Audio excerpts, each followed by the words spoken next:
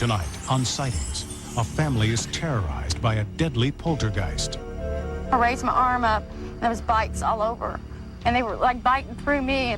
And an expert investigation brings them face to face with a frightening entity. He's here. I'm trying to convince him to show himself. Then, a UFO encounter leaves the witnesses scarred for life.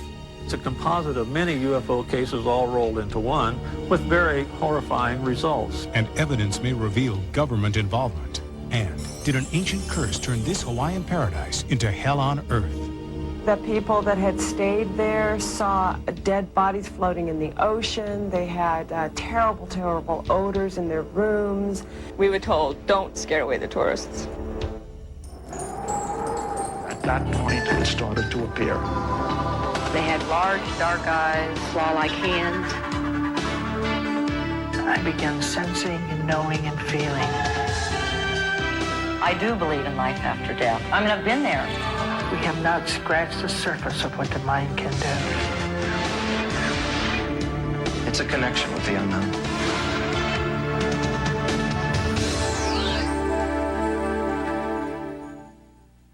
Welcome to Sightings. I'm Tim White. For one family in the Midwest, owning their own business was a dream come true. But now that business has become a constant source of terror. The family, who wishes to remain anonymous, believes that they're plagued by a malicious poltergeist who's out to destroy their dream and them. It's an unlikely setting for this real-life horror story. America's heartland, where the promise of the American dream can still be realized. Clean air and water, safe neighborhoods, a place where you can still buy a house and start your own business. All the reasons why the King family came here to raise their children and why they want to stay. But staying means confronting an evil force that seems to have possessed the family. One night I went to bed in the early a.m. and I woke up, and my daughter, who was not quite a year old, still in diapers, she wasn't even walking. She could stand. I woke up the next morning and I felt pressure on my jaw real hard. And when I woke up and I looked up, my baby is standing straddling my neck and she's got a butcher knife shoved down my throat. Her eyes were open and she just kind of looked at me and she started screaming like I'd woke her up, but her eyes were open. The bizarre, violent episodes began in 1987, just after the Kings purchased this home and motel. The safe haven they'd sought here turned into a waking nightmare. We could hear pounding in the walls, screaming, we heard chanting, we heard singing. Objects started flying across the room. I'd wake up with bruises where it looked like somebody just beat me really bad, and bite marks. I was looking toward the hallway, and it stepped out of the wall and stood there, what seemed to me like an eternity, and I just couldn't believe it. I was like... When the Kings first came here and saw the home and the attached motel, it was love at first sight. But in retrospect, the Kings believed there were warning signs. The $60,000 asking price was reduced to $24,000 when the family made a serious offer. There were whisperings about a gruesome murder-suicide in the house. The former caretakers confirmed these suspicions. There was a lady that lived here at one time that was supposed to have committed suicide. And the way I understand it, she was supposed to have been really mean to her father-in-law. He was an old man. I never got any rest. Somebody was on my bed jumping continuously. My bed would move. They told me the house was haunted to start out with, but I just didn't stay around because, you know, hey, something bothered you, get away from it. After the Kings moved in, encounters with the unknown force intensified. A mysterious stain appeared above the fireplace. The spot was sandblasted, but the stain came back. Fresh paint and new wallpaper immediately peeled off the walls, and spontaneous fires kept erupting near the attic. We thought somehow somebody was getting into the house, had keys or something, and for whatever reason was setting fires, trying to burn us out or something. And we set the children down and talked to them. We said, lock everything up. If you see any strange people or cars, come tell us. Well, I took my daughter to the bathroom, and she looked up at me, these real serious eyes, and said, Mommy, she said, Daddy didn't start the first fire, and she said, the ghosts are setting the house on fire. And she meant it. You look at her eyes and just say, she meant what she was saying. The haunting has taken its toll on 6-year-old Ashley. It's hard for her to talk about her experiences, even with her own father. Maybe I can get you to talk a little bit about what went on in the house or something? Well, let me ask you. Huh? Don't be afraid about it. In desperation, the Kings consulted a parapsychologist specializing in poltergeists. They were having poltergeist-like activity in the house, which to me meant that things of a shadowy nature were taking place. I also felt that the children were in danger, or could be in danger. I recommended strongly that they not be brought back into the house until the place was cleared. But with their life savings in the house, the Kings were trapped. After Dr. Moscow's visit, Doretta began to have terrifying visions of a grisly murder. Was she seeing the ghostly images of a deadly crime? First time that this happened, I had put my daughter, who at the time was like 1.5 years old, she was a baby. Had her in the tub, and she was standing here, and I was sitting on the side of the tub, and I felt that jolt. It felt just like somebody was running a movie projector on a wall. It was vivid color. I started seeing, what you call the images or whatever, of a man, and the man was sitting on the side of the tub fighting with the woman, and he killed her. And I mean, that's like I felt her. She released, and it was over. And then, you know, the little girl, he hit her the first time with the shovel, and sorry. Because I felt the emotion. She knew he was hurting her, and she screamed, "Mommy," and Mommy was already sliding down, and he hit the little girl, and the first time she hit the wall, so he hit her again, and then her little head, blood just started, you know, kind of splattered on all through her little hair, and then he drug him over there. It got to the point and bad enough where me and Stephen would even stay awake at night and just make sure we didn't feel anything or see anything happening to Doretta, because she seemed to be at one point getting the most attention, I guess, if you want to put it that way. She was being almost like violated. And then it moved away from me onto the children, and they were actually being bitten. Ashley got the worst of that. She would scream and say, "Make them stop." And one time I jumped on top of her, and I was really mad, and I told him to bite me. And I could feel her skin underneath me. I could feel it like it was depressing, and I raised my arm up, and there was bites all over. And they were like biting through me, and they weren't biting me, but they were biting her. And that was horrible, because I couldn't stop them from hurting them. Desperate to rid their lives of this terror, they turned to world-renowned parapsychologist Dr. William Roll for answers. This particular home is located in a triangle of high-tension wires, leaving open the possibility that the occurrences may be related to that situation. A home like this is a kind of hatchery for ghosts, you might say, because of the electromagnetic fields. We accompanied Dr. Roll during his investigation. 3 prominent psychics were brought in to try and identify the source of the disturbing poltergeist activity. I feel there was a murder here. Possible that there could be a body under this house, or bodies, too. I don't feel it's necessary to dig them up. I feel that these people can be released simply through understanding.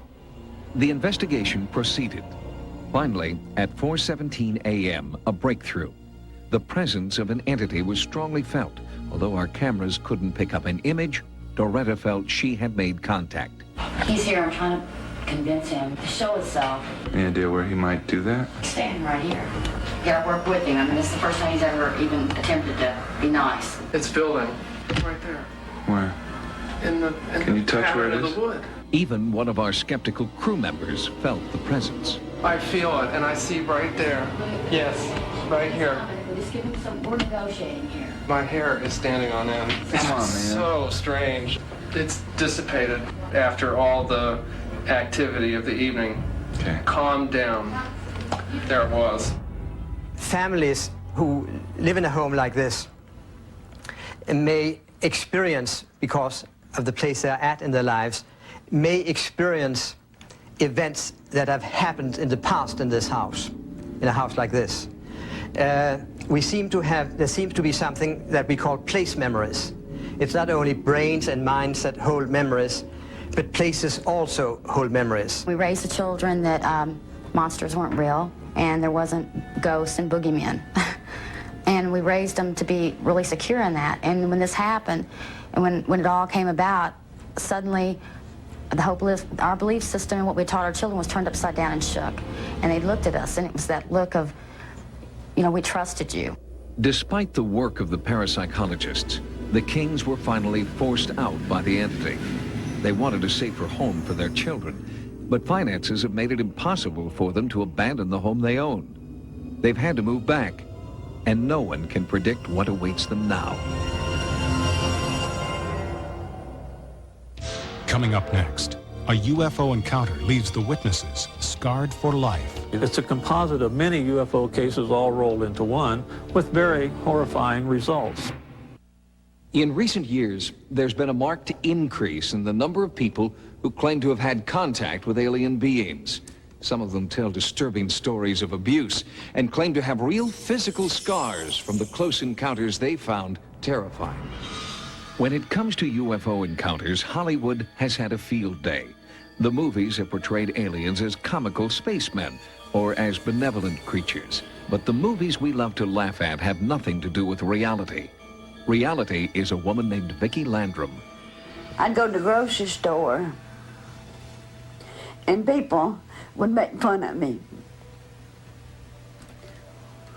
I'd try to go to church and the pastor asked me not to come. Vicki Landrum has struggled to convince the government and the public that contact with extraterrestrials has left her scarred and riddled with disease. Well, it's not just a light in the sky or somebody thinks they saw something. A real serious case, you know they've seen something. It changes people's lives. They're never the same afterwards if they've had a close encounter or if they've been injured. Houston, 1980. They were driving on a deserted road. Betty Cash, Vicki Landrum, and her 7-year-old grandson, Colby. They claim to have had a UFO encounter that left more than memories burned in the minds of these 3 victims. I kept screaming for Betty to get back in the car. So finally she come to get back in the car, and when she caught hold of that handle, it burned her ring into her finger. That car was that hot. They all had stomach aches, they all had diarrhea, they all vomited, they were all burned, they all developed sores later. They all lost some hair. Mrs. Cash, most of her hair, Mrs. Landrum less, and the boy even less. But in each case, something happened that is typical of radiation exposure. My eyes were burned so till they swelled till I couldn't hardly see. I couldn't see how to read or watch TV or do nothing. And every time I'd get out in the sun, it'd be big blisters, and I had sores all over my arms. After this happened to me, well, I couldn't work. I didn't have no friends to talk to. So it just made me like a hermit. The Cash Landrum case, as I call it, to me is a very significant case because we have a situation where we had a very large flying machine that came over the road that actually left marks on the road, so you know where it was exactly. It left burns on the trees. It left burns on the people. It changed their physiology. It's a composite of many UFO cases all rolled into one with very horrifying results. While campaigning for the presidency in 1976, Jimmy Carter claimed he had seen a UFO. Carter vowed to make all government materials on UFO sightings available to the public. 20 years earlier, Andy Florio, a big band musician, had an encounter with a UFO in Arizona and experienced burns similar to Vicki Landrum's. Now, he wants the government to make good on Jimmy Carter's promise. Jimmy Carter made a commitment to the American people that he would release all UFO secrecy to the American people if he became president, which he did not do. As a citizen and so forth, And as a victim of a UFO, I'm madder than hell. That's all there's to it.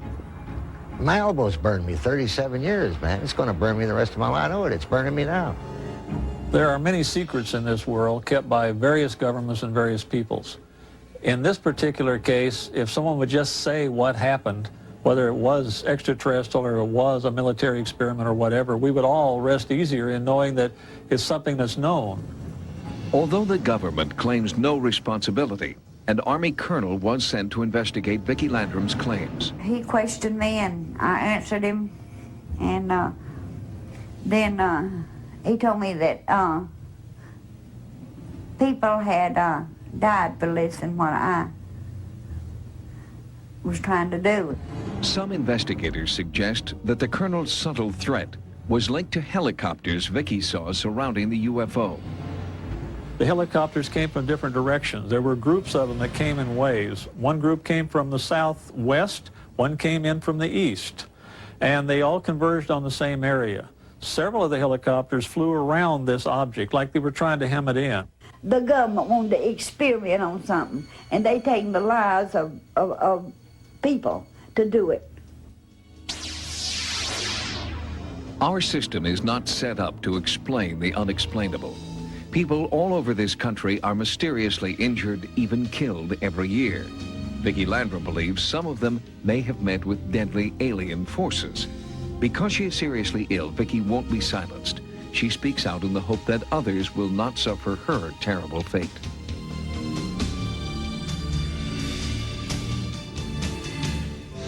Coming up next, was this Hawaiian paradise cursed? We were told, don't scare away the tourists. Or was it just local superstition? The people that had stayed there saw dead bodies floating in the ocean. They had terrible, terrible odors in their rooms. In virtually every culture, burial grounds are considered sacred. Some are said to carry a curse for those who dare violate them. Perhaps it was such a curse that struck the Seven Seas Hotel, a hotel built on sacred ground in Hawaii. The native peoples of Hawaii respect the awesome power and beauty of nature because they believe that the same forces that created their island paradise can also destroy them. They believe the forces of nature are ruled by the gods. Break their laws, and the gods will retaliate. Hawaiians believe ground that is sacred to the gods must be respected. For that reason, according to local beliefs, the Seven Seas Hotel should never have been built. Native Hawaiian people have a great deal of respect for what Westerners might consider superstitions. When Hurricane Iwa destroyed the Seven Seas Hotel in 1982, many Hawaiians believed that it was an act of vengeance by angry gods. During construction of the hotel, an ancient Hawaiian burial site was unearthed. Some natives believed the site would be cursed unless it was blessed by a holy man, a kahuna. But developers dismissed the practice as superstition, and construction continued. In Hawaii, there are just certain things that you have to do. When you build something, you have to have the land blessed, and according to all details, this was not blessed. If you're excavating, you uncover bones. They have to be disposed of properly, and apparently they were not disposed of properly here, so they were asking for trouble. Once the hotel opened, the gods seemed to make their presence known. The people that had stayed there saw dead bodies floating in the ocean. They had terrible, terrible odors in their rooms.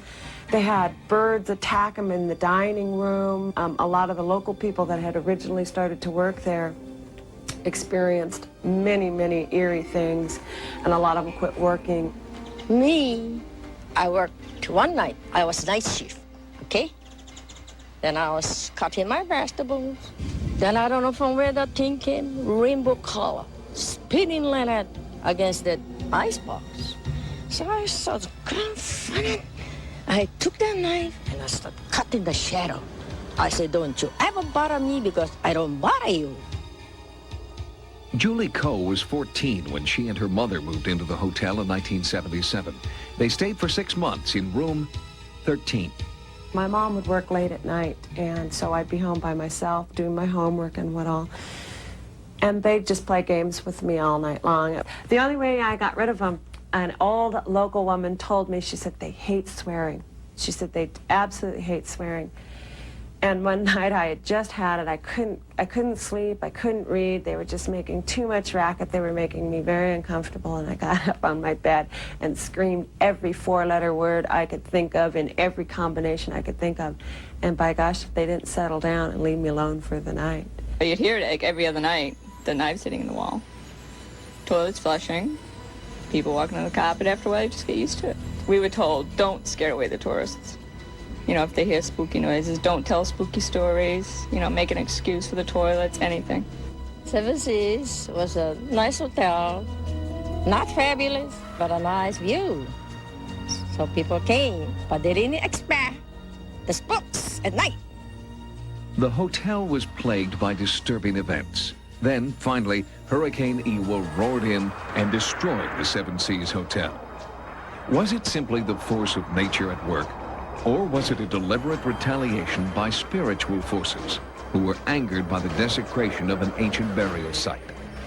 Locals believe Hurricane Iwa was the revenge of the gods. On the very same site where the Seven Seas Hotel was destroyed, a new condominium complex has been built. But before construction started this time, the land was blessed by a kahuna. Since the blessing, there have been no further incidents. Thanks for joining us. For Sightings, I'm Tim White. Good night. Next week on Sightings, Stonehenge, the pyramids, the Hawaiian Islands. Do these places possess natural mystical powers, or were they transformed by unknown alien forces? Mysteries of the Earth on the next Sightings. Tomorrow, after a full hour of cops, a flash flood traps a man underwater in his car. Be there as a team of rescuers risk their own lives to save him. Then, see incredible footage of a heroic fireman attempting to catch a baby girl as she falls from a third-story balcony on an all-new Code 3 tomorrow. And Sunday, on Married with Children, Bud Bundy has not one woman, but two.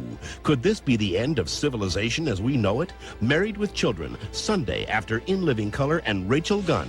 Now, stay tuned for Hidden Video.